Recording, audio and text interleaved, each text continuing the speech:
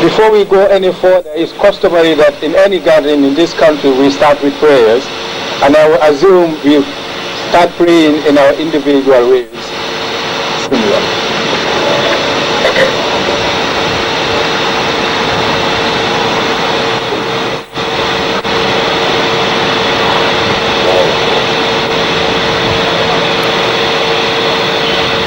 Amen. Good morning, ladies and gentlemen. It is indeed a desire for me to stand before you this morning to welcome you all to the Gambia Red Cross Society headquarters in Kanifing. Today is a historic moment in the reflections of what happened in 2010. As a result,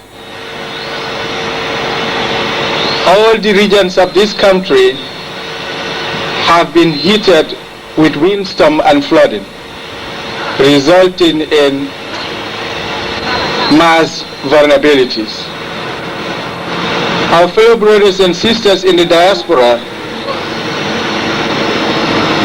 specifically in the United States of America, mobilized themselves with the Gambian big heart to put resources together that could be very helpful to us that have been made victims by the floods. We are here this morning to witness this magnificent handing over ceremony of the values that they have put together in this colorful ceremony. On that note, I must say on behalf of the management of the Gambia Red Cross, thank you for honoring our invitation and thank you for answering to a national call, because whatever we do as a national society, we are complementing the rules of the authorities in public domain. And I must say once again, on behalf of the governance and management of the Gambia Red Cross Society, thank you for demonstrating a solidarity. Now, going through the line of programs, next on the item is to call on the Secretary General of the Gambia Red Cross Society, Mr. Mahmoud Ba, to make a statement.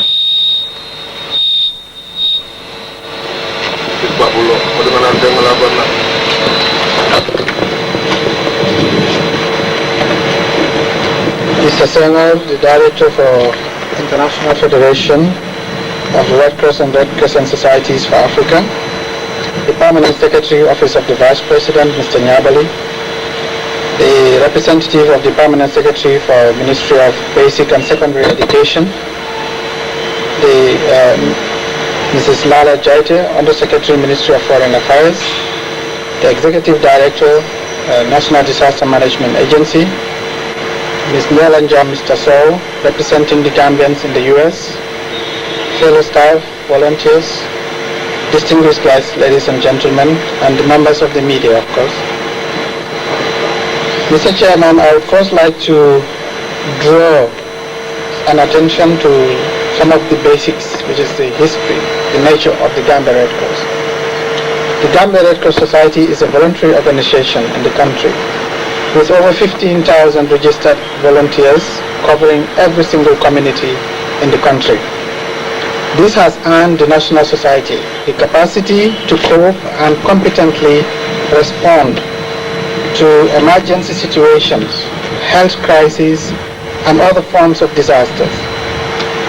We do not only respond to disasters, but we also engage ourselves in hazard mapping, community disaster preparedness and response, vulnerability and capacity assessments, food security programming, climate change, sensitization, first aid trainings, and skills transfer to young people. The relationship and proximity that the Gambia Red Cross has the world over with communities make us the best placed body in responding to disasters and assisting victims. I am not therefore surprised that we have been identified by our brothers and sisters to carry out on their behalf a job that we know how to do and will do with complete impartiality and non-discriminatory. As an auxiliary body to public authority, and with our long-standing and excellent working relationship with the government and our partners, we will continue to live up to the challenges required to maintain the image, integrity, confidence, and competence of our beloved National Society. This would allow us only to do more, do better, and reach even further. As we strive to support victims, we must empower communities to protect themselves from preventable loss of life and their livelihoods.